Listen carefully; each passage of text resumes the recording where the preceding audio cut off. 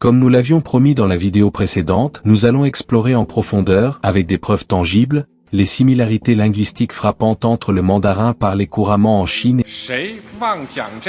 et la langue maternelle Shang, parlée par la tribu Shang du Nigeria. Cette analyse vise à étayer l'hypothèse fascinante selon laquelle les ancêtres chinois seraient originaires d'Afrique et que les Shang du Nigeria seraient les fondateurs de la dynastie Shang de Chine, l'une des plus anciennes et des plus influentes dynasties de l'histoire chinoise. Dans ce contexte, je vous avais promis une comparaison linguistique directe entre le mandarin chinois et le Shang du Nigeria. Si les Shang actuels du Nigeria descendent véritablement des fondateurs de la dynastie Shang, qui auraient migré et régné sur la Chine pendant environ 600 ans, autrement dire si les Shang du Nigeria et les Chinois d'aujourd'hui ont un ancêtre commun, alors nous devrions logiquement retrouver certains éléments de leur vocabulaire dans la langue chinoise moderne, en particulier dans le mandarin. Ce type de lien serait fascinant à mettre en lumière, car il révélerait une continuité culturelle à travers les siècles et un héritage partagé entre l'Afrique et l'Asie. Pour cette recherche, je me suis basé sur les travaux de Roger Blanche, un chercheur renommé et directeur de recherche à la Williamson Educational Foundation, qui a consacré une grande partie de sa carrière à étudier le peuple Shang du Nigeria et ses racines historiques. Ces recherches primaires fournissent des bases solides pour notre comparaison linguistique. En théorie, il devrait donc exister des mots que le groupe ethnique Shang du Nigeria utilise encore aujourd'hui, et qui ressemblent ou sont même identiques à certains mots du mandarin, ce qui serait une preuve linguistique des liens historiques entre ces deux peuples. Les chercheurs ont longtemps soutenu que la dynastie Shang parlait une forme ancienne de ce qui est devenu le mandarin moderne, enrichissant ainsi notre démarche d'une perspective historique. En comparant les mots, nous avons construit un tableau en 3 colonnes. La première colonne contient les mots en anglais pour faciliter la compréhension. La deuxième présente les traductions en langue Shang du Nigeria, et la troisième en mandarin, comprenant non seulement l'orthographe chinoise, mais également la prononciation, obtenue via une plateforme linguistique chinoise de référence que nous mentionnons à la fin de cette présentation. Il s'agit d'une expérience passionnante qui, au-delà des mots, nous invite à réfléchir aux migrations humaines et aux connexions culturelles profondes entre des peuples que tout semble éloigner. Ainsi, prenons le temps de vérifier ces similitudes et amusons-nous à explorer les liens linguistiques entre la langue Shang du Nigeria et le chinois mandarin moderne. Number 1. Yene, Yi.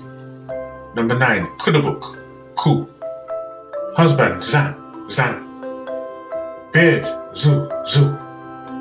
Wind, Seng, Feng. Love, Shin, Shi. Flow, Debe, Debe. Meat, Nam, Nan. Drink, Hua, Hua. Water, Shir, Shir. Power, Zi, Shi. Shame, Za, Sha. Arrive, Ba, Ha.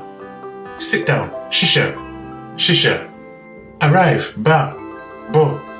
Arm, Book, Bo. Catch, Do, Do. Clay, Bi, Ni. Firewood, Kuko. Kia. Tooth, Z, She. Cloth, Kupit, Bupi. Pestle, Nigis, Ningi.